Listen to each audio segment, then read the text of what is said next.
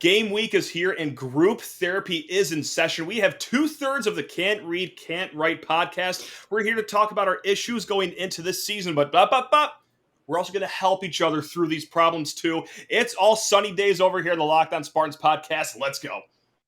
You are Locked On Spartans, your daily podcast on the Michigan State Spartans, part of the Locked On Podcast Network, your team every day.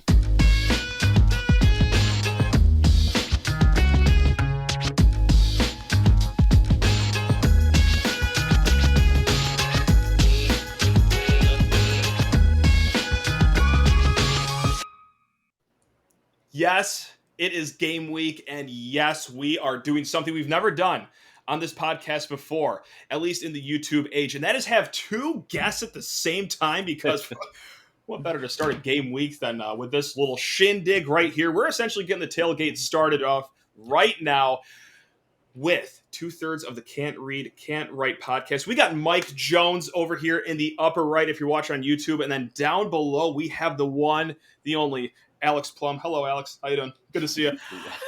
We are missing Kevin Grack with a G, which I just opportunity. Real bummer. I'm already letting down my guest by correctly saying their third co-host name correctly, but I'm sorry. I feel way too bad botching that name. It's only 5 letters in that last name, I presume, but I can botch the easiest of names. Anyway, I'm getting away from the point here. I'm kicking the can down the road because we have some issues to talk about, guys.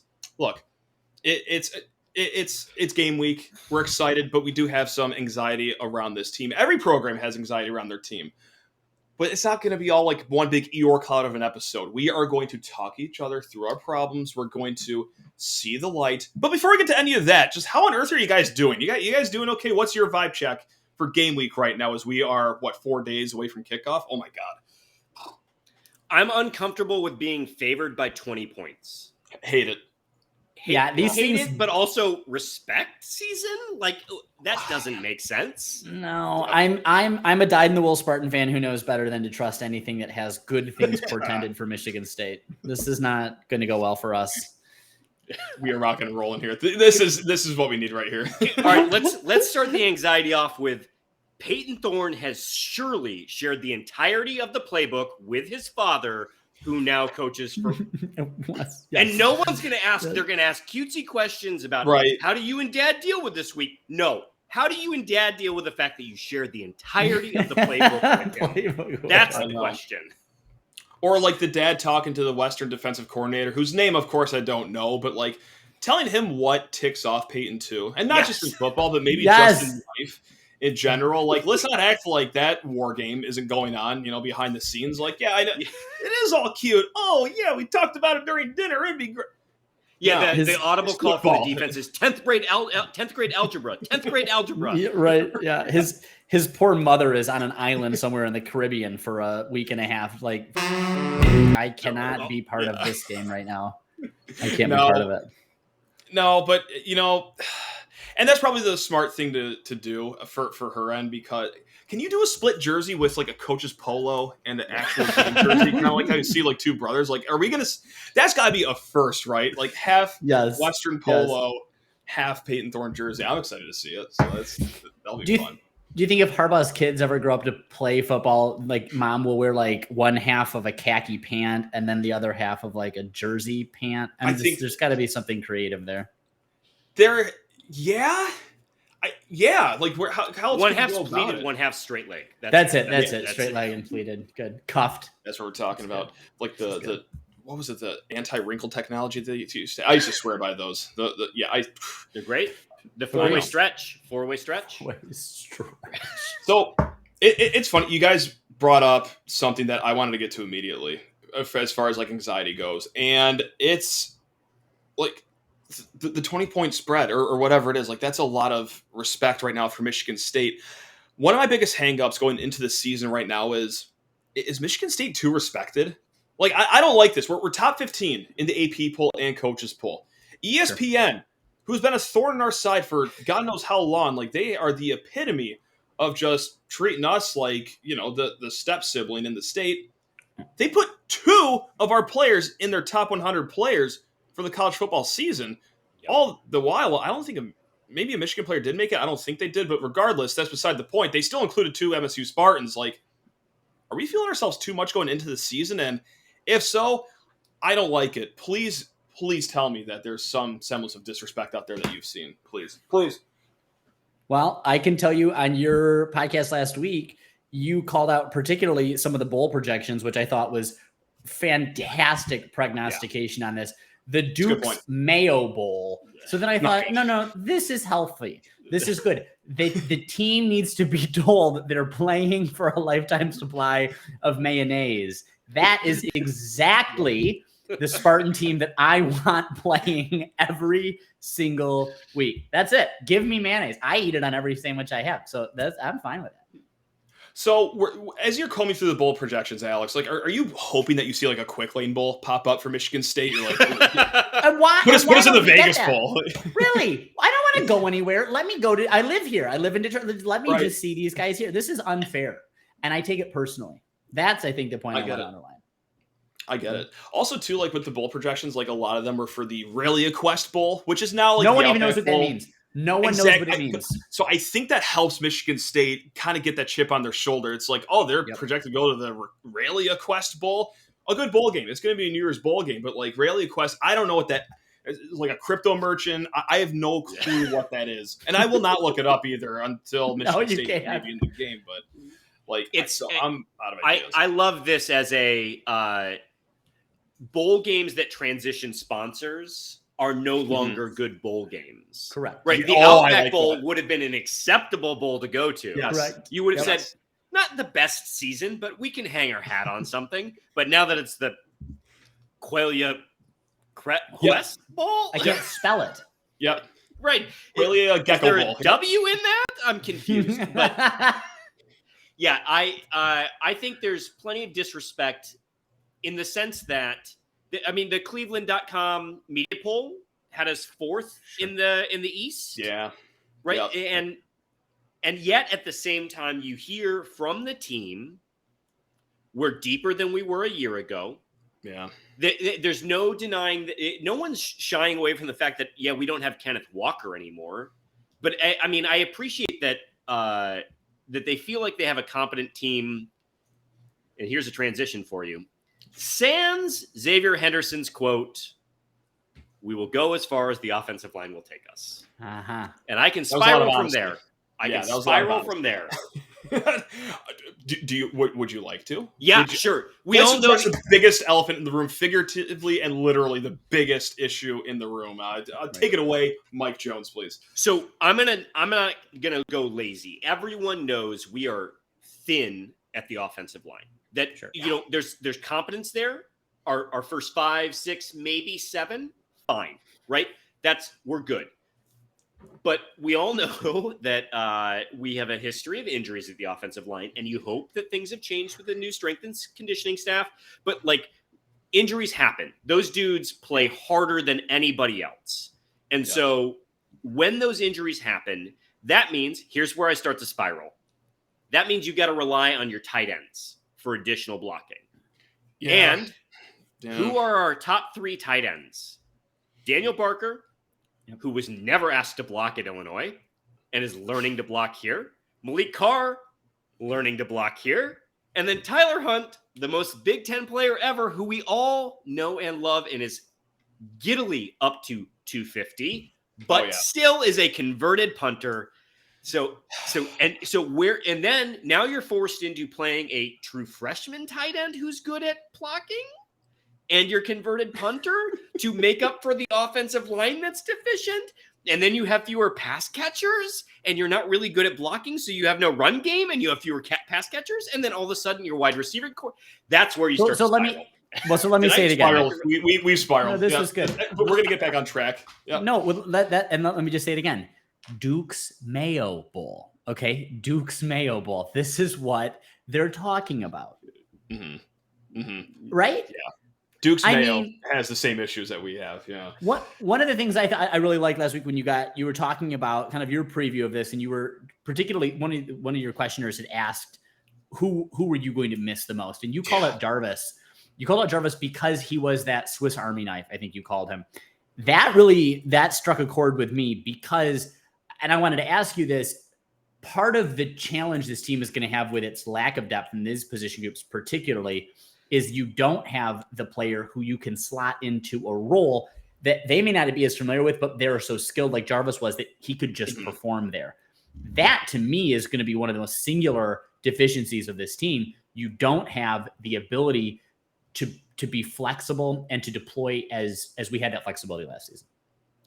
And like, I know Mel Tucker, gave Dallas Fincher a shout out saying like, oh yeah, he could play 3 positions, like his center, guard, tackle. But it's like, we knew that Jarvis could do it reliably. Like, I'm sure Fincher could be a good player in the future. Is the future this year though? Like if Ethan Baldwin has to come in the game, Brandon Baldwin comes into the game. Like, I'm sorry, Ethan Boyd, Brandon Baldwin. You know what I'm saying? But yeah. Like, sure, like they're probably going to be good eventually, but it's now we circle back to now we're psychoanalyzing ourselves. It's just the anxiety of not knowing. And that's what's throwing me off here. It's just like we don't know, and I'm scared to have to maybe learn the answer should Jared Horse get rolled up on or Spencer Brown just explodes in the middle of a game. Like, I don't know. Yep. I'm scared of the unknown. I like when I know what's going to happen. Like, I enjoy Matt Coughlin kicking for 6 years. Because I knew to expect all 6 years. I don't know what to expect with the backup offensive linemen. I'm going to hope they're good, but we don't know. And this is why I don't sleep anymore, guys. I want to talk myself out of this for a second. Here's the upside. Okay. That the reason we all are fretting so much about this is because the best thing that ever happened to Mark D'Antonio was a 2-star walk-on named Jack Conklin. Yes. And we have maybe dudes who aren't quite ready, but fit the frame of the position that they're actually supposed to play. Yep, there's something who were recruited. And so, because the conversation you and I are having right now, all 3 of us are having right now about the offensive line is the exact same conversation we will have next year. Because the 5 to 7 guys we have right now that we're sure about, they're all gone next year. So when we inevitably have injuries, we are going to see additional reps from folks, and we can only pray to the football gods that we don't get burned, because we know that they at least recruited people who are the size of the position they're supposed to play. They are 300 pounds, and they are the height that corresponds with the position. Yeah. I have a further point too, but I'm going to do something that some professional podcasters do. I'm going to hang on to that after this break, because that's called a cliffhanger, I think, or a cliff note, something to do with a cliff. Regardless, I got to talk to you fine folks about making good decisions this tailgating season, this football season. Drive sober or get pulled over. Gang, look, cops are going to be on the streets this football season, and for good reason. It's for the betterment of you, the betterment of everyone else, and just society in general. Let's say, hey, you're hanging out with some friends and putting back a few drinks at the tailgate or, the watch party, and then a few becomes too many. And as the evening comes to an end and people start to head out, you think of calling for a ride. But nah, you live nearby. You can make it home. It's no big deal. And besides, what are the odds you get pulled over anyway? Then even so, what's the worst that could happen? Your insurance goes up. You lose your license. You lose your job. You total your car. Or you kill someone. Everyone knows about the risks of drunk driving. The results are tragic and far too often deadly. However, that still does not stop everyone from getting behind the wheel while under the influence. That's why police officers are out there right now looking for impaired drivers on our roads to save lives. So if you're thinking, I'm okay, it's only a few drinks, well, think again, play it safe, plan ahead, get a ride. It only takes one mistake to change not just your life, but someone else's life forever. Drive sober or get pulled over. And as we welcome back Mike Jones and Alex Plum of the Can't Read, Can't Write podcast. Hey, thank you so much for making Locked On Spartans your first listen every single day as we are charging toward kickoff. We got group therapy, and we are getting ourselves out of the woods with our offensive line hangups, right? We're talking about, okay, the guys behind are built like linemen, at least. That's something that maybe we couldn't always say during the Mark D'Antonio era. Mel Tucker's got the right frame up in here. And, I'm the most numbers guy, or the most numbery non-numbers guy of all time. I don't know. Any way you slice it, I like numbers, but I don't care to go into them and how they work. I just like looking at them and nodding my head or shaking my head. So, we're talking injuries. MSU's had a lot of injuries on the offensive line. aren't we just due to eventually not have a lot of injuries on the offensive line? Is this a law of averages thing? Are any of you good at math and can vouch for this? Alex, you look like you're a good guy at math. Can you say that? Can you just agree with me, please? I will agree with you. I will say can't read, can't write, can't count. So I don't know about the numbers, but it was just illiteracy is what you guys had.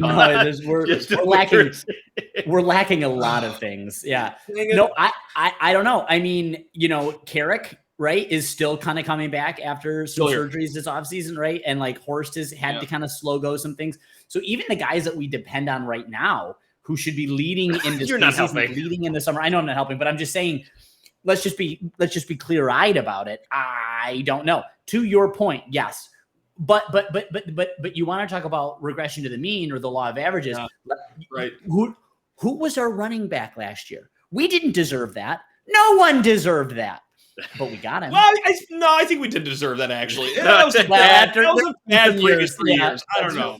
That's true. That's fair. That's fair. But my point is then we got him. So, maybe this is the year that we're healthy, but God, I wish it could align that our healthiest year is also the year we've got star players in every position group and we're not having to have these conversations the week before the season starts. I hope that helped someone out there. It's like when they come to a high school to do like a little what do you call it, an assembly, and it's like don't do heroin assembly. And it's like if only we can convince one kid to not do it. We've done our jobs here. Like as long as we can convince one listener that things are going to be probably okay, maybe perhaps if things go our way, then like should we shout out Jason Novak too?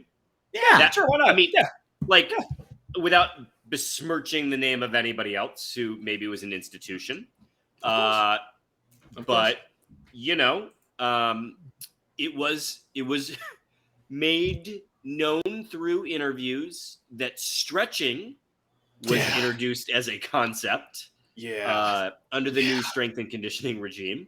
So without saying anything bad about the legend, that maybe a couple years into the strength and conditioning staff, that some of our fortune fares better over time. That's a thing to feel better about.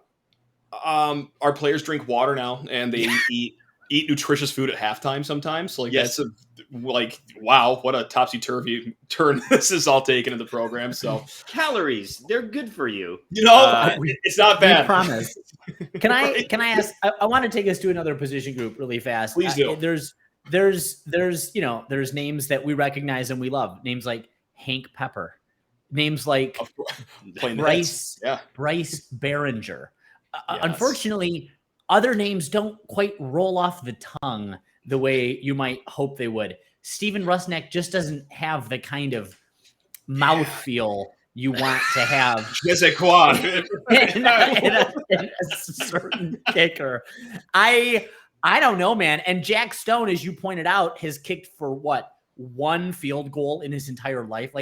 He did it 3 times in his senior year. I was shocked to find that he's one of the top 10 kickers in the nation. So he banged in a few dozen field goals for his high school. 3 last year. It's like, oh my God. And Rusnak would not have had what we would have called a successful 5 outings with the Spartans. Should we care? I don't know how much we should care about the kicker, but I have been consistent on my podcast. It's just like free throws.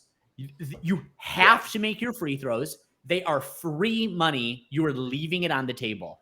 The extra point and field goals within 30 yards is free money. And if we can't depend on you, I'll find your family. So just for a conversation, though. That's all. Just for a conversation, a loving conversation. Just see how things are going. Bring anything over for Thanksgiving. So to parlay that into the recent news, is that I don't know how you feel great about taking a walk-on transfer, backup kicker from another program. I love it. If things were good at the kicking spot. If we were good there, you don't take that transfer. I agree. Okay, but and here's where I'm going to spin this into a positive. It's better to find this out 11 days before kickoff or whenever he officially transferred into Michigan State, within 2 weeks of kickoff. Better to find that out 2 weeks before the season than, yes, it's the Akron game, and now we're combined 2 of 7 from field goal land, and we are 6 of 9 from extra point. Like, at least we got that going for us. And this is going to sound ridiculous, but I've talked myself into this walk-on grad transfer with 3 years of eligibility. The lefty kicker, if I may. I'm all in. Okay. I'm all in. Like, look, hey, I know it's just one kick, but 49 yards in the Iron Bowl against Alabama in overtime, like, that's all I needed to see. That's all, especially in college when, like, kicking is the most mental thing in the whole entire world. That's ice. It's one of the biggest stages possible. Yeah, and look, I'm going to whisper this. I might edit this part out. Like, yeah, did he miss within 30 yards against South Carolina? Let's not act like we haven't seen that. Amongst us. Right, thank you. So it happens. So yes, that is in his bag, but a near 50-yarder in overtime in a very clutch position is also in his bag, and I'm going to maybe go out on a limb here. I'm going to assume that wasn't in the bag of Jack Stone yet necessarily, or maybe Steven Rusnak. Yeah. So I apologize to both those gentlemen, but there's a reason this guy was brought in. Right. They're not tested at that level. I think that, but again, back to mouthfeel of the name. The thing that Ben Patton has going for him is that he is a direct descendant of General George S. Patton. Don't fact check me on that. Don't fact check me on that. You will. But I am. No, that's okay. But I will be calling him the General. The Wikipedia page is being updated currently. Updated right now as we speak. Okay. That's right. So I text Zach Blackerby, who does Locked On Auburn. I say, did we just win the national title with your transfer kicker? He's like, oh, who, the General? I'm like, yes! You're already on the board. Alex is already on the board. Let's go, man. We are rocking and rolling here. So not only do we have just a smooth name for a kicker, Ben Patton, pretty good. Perfect. Right? Feels right. But a nice nickname, too. So there we go. All right. Okay. All right. Well, I think we did our job with the kicker position. I think that hopefully everyone's energized about that. Matt, I have something else if you need to pay some bills. I've got a whole other position group. Oh, are you ready? Cliffhanger? Let's do another cliffhanger. Hold on. Let's do another cliffhanger right now. We're going to pay just a bill on betonline.net really quick. But hang on to that, Mr. Mike Jones, because we'll be right back after I talk everyone's ear off about betonline.net. Woo! Hopefully you got your bets in over the weekend for week 0. And they got the full slate locked, loaded, ready for you to get into a great football weekend ahead. BetOnline is the fastest and easiest way to check in on all your betting needs. Find all your favorite sports and events at the #1 online source for odds, lines, and games. Find reviews and news of every league, including Major League Baseball, NFL, NBA, NHL, combat sports, esports, and even golf, even though it's going to be a while till we see it again.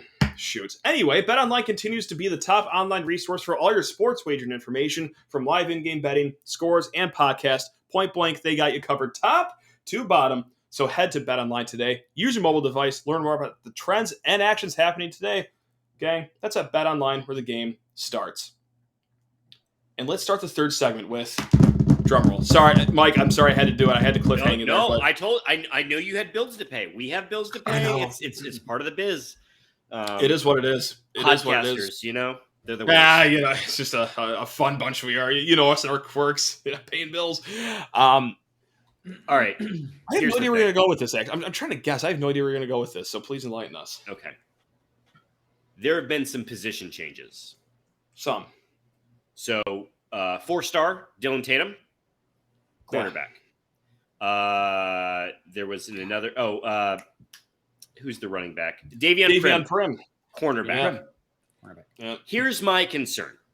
Hemp face safety. We'll table that for a second. Sure. Don't really care, but but really. I don't.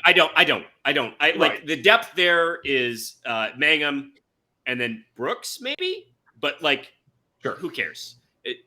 We'll Daniel Gross, Xavier Henderson. They played a buttload of snaps last year. We're fine. They are what they are. But my concern is you bring all these recruits in. The secondary class was good last year, but you see the moves to cornerback. And that is a bit of a red flag for me because I don't think Davion Prim, who got all the shine in the world during spring, And the move to cornerback doesn't happen unless you think he's a legit football player and can play that position. And that tells me, I have no doubt that between Ronald Williams and Amir Speed, we actually have two really good corners. You'll notice Ronald Williams' name didn't get called for most of the back half of the last season. I think his bell got rung at Northwestern, and then I didn't really hear much from him after the Miami game. Yeah, so you're right on. Adding Amir Speed, I feel really great. I feel really good.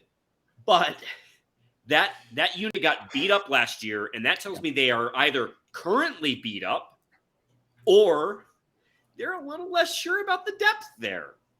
And that's concerning to me. That's not, this isn't for show of group therapy. I understand. That move is genuinely worrisome to me. Alex, do you want to play therapist here and talk Mr. Mike Jones off of this cornerback ledge here? I can't really talk him off the cornerback ledge. What I can talk about, I know, yeah. Am I crazy? No, just you're fact not. Check me. Am I crazy? No, you're not crazy. I will say is Mel Tucker believes that they have depth, and he just leaves it at that because broader is better. But what I will tell you, and he's right, but if the secondary is as effective as I think it could be, then some of this might be okay. Maybe. Because it's better.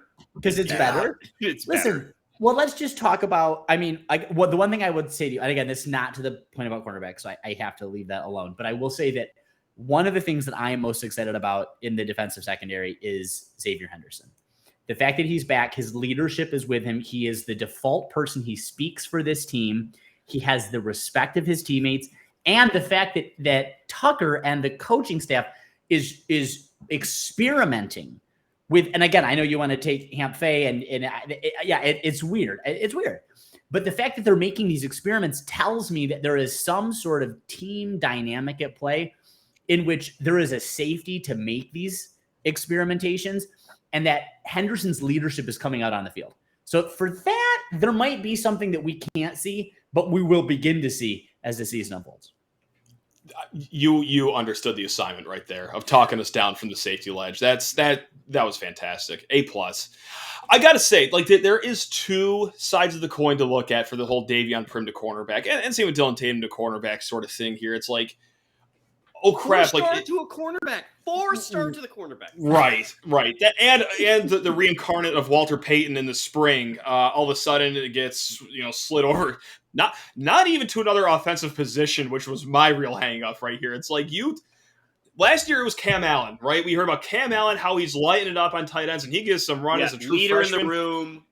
Kid didn't even make it to the season before he transferred, I think. And now this year, Davion Prim. Oh, this we don't talk about any players, but I don't want to put him in the Hall of Fame, but this kid's special. Yeah, y'all went out of the way to say his name. I know. No one asked about Davion Prim. It drove me crazy. And I said this last week, and I'm going to say it again. And I was going to say I'm going to say this joke again, but it's not a joke. This is past the inside joke with Michigan State about what we hear at Moneyball, right?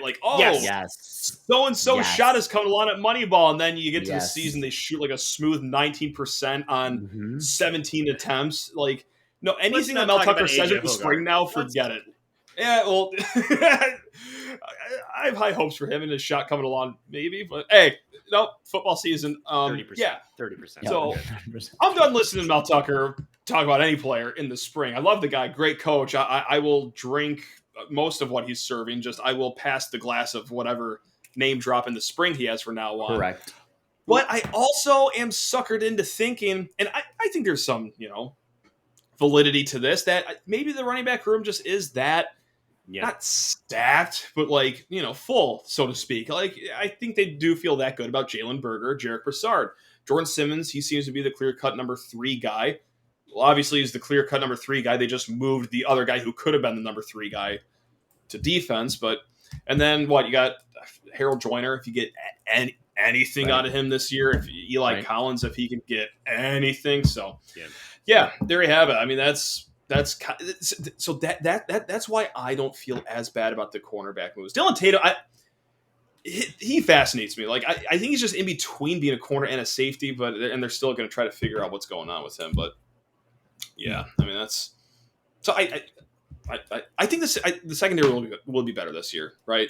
It will be. It has to be. Yeah. Mel Tucker's point. Yeah, it should be better. Yeah. Just keep on reiterating that, and then that'll smooth a lot of tensions about this. But I mean, I just the moves themselves made me curious about the depth. Totally understand. Or injuries. I mean, we found out Caton Hauser. Yeah, I mean, bro, like you notice that I'm not going to call out certain publications that like produce the videos of players, but you'll notice that Caton Hauser is not to be found on the internet because, bro, like what were you doing? Well, I can't believe they have like a third string quarterback. Like third string quarterbacks never talk to the media, especially when that third string quarterback is a true freshman. I'm shocked they even trotted him out. And then all for him just to get up to the microphone last week at practice. Be like, oh, Jaden Reed is hurt. By the way, the key to our offense has glass ankles, just for the heads up. Would be a shame if anyone took note of that before any game. I caught them doing drugs in the locker room, too. Oh, like, no, why? Why? Honestly, it's in the same way that you want a young quarterback to have reps in a blowout game, right? Yeah. That's it. Preferably when you're winning. He got his reps in with the media, and he learned his lesson. I'm quite sure someone immediately pulled him to the side and said, "Yeah, you messed this up. Don't do that." And we'll talk to you again in 2 years. Yep. Like punishment.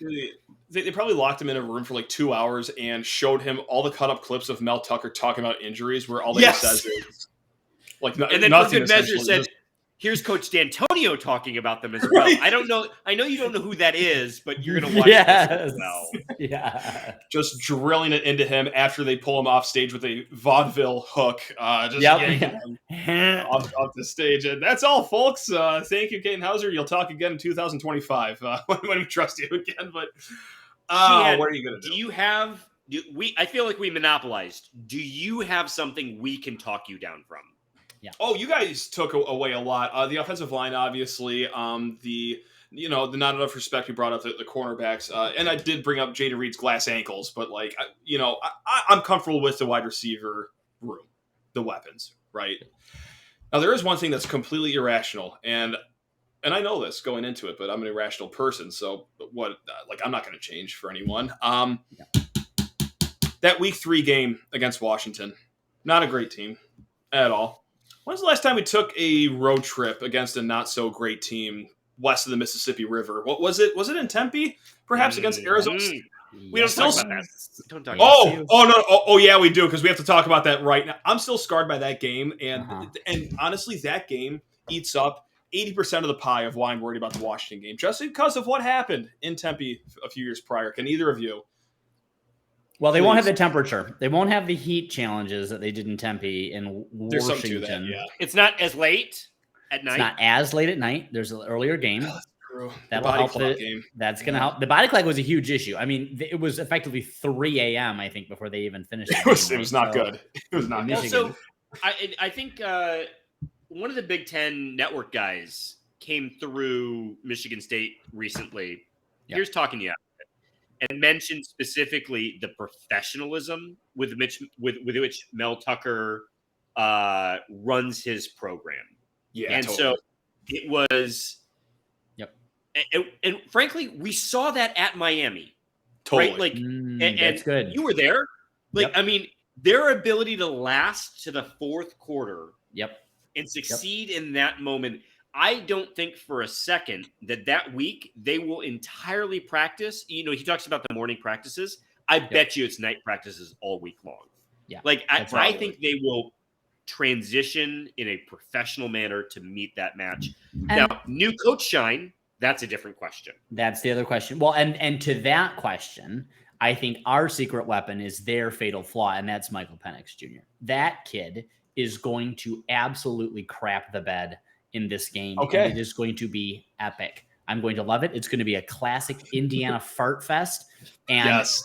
I'm going to be eating popcorn the entire game, just munching it away. Love it. So as Penix goes a smooth 19 of 43, 3 interceptions, 1 touchdown. We'll give him that. He gets Everyone's one. That's about fine. Michael Penix, but to your point, Alex, couldn't cut it at Indiana. That's the point. Yeah. No, I don't mean to be mean, but No. Yeah. Tom Allen ran you off. Love each other. Tom Allen ran you off. I'm glad we're not Indiana fans doing group therapy because this would be a 4.5 hour long podcast. This would have been difficult. Maybe that's some therapy in its own right. Is that like the grass is not greener at a lot of these other programs. Like we got it pretty good going into this season. No quarterback battle. We got great offensive weapons. Our coaching staff stayed intact for the most part, if not gotten better. So there are a lot of great things going into this season. I'm sorry, Mike. You're going to say something? Well, I wanted to know if you had one more like real fear, because I have one that's way out there, but like it's not good enough if you have a real one.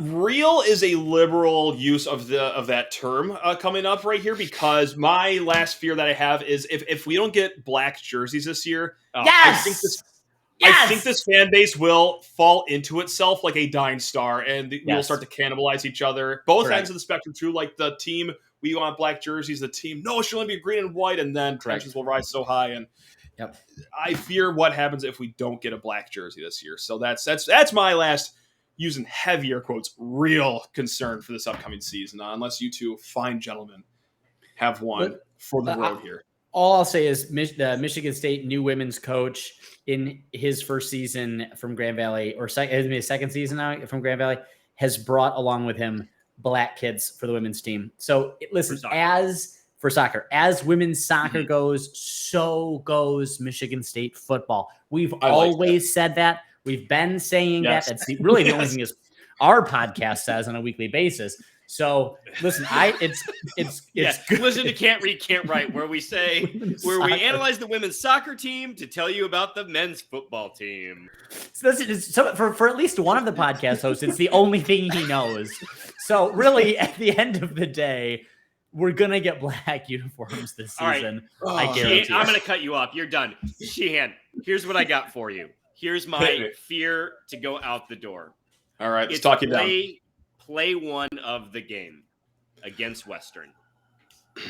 It's a run play, and it is not for 75 yards and a touchdown. Yeah, how are you anything but concerned about how the rest of the season is going to go? Because last year we were 9 deep at offensive line, but we were 9 deep with, if we're being honest, not an elite offensive line, because K9 was that transcendent.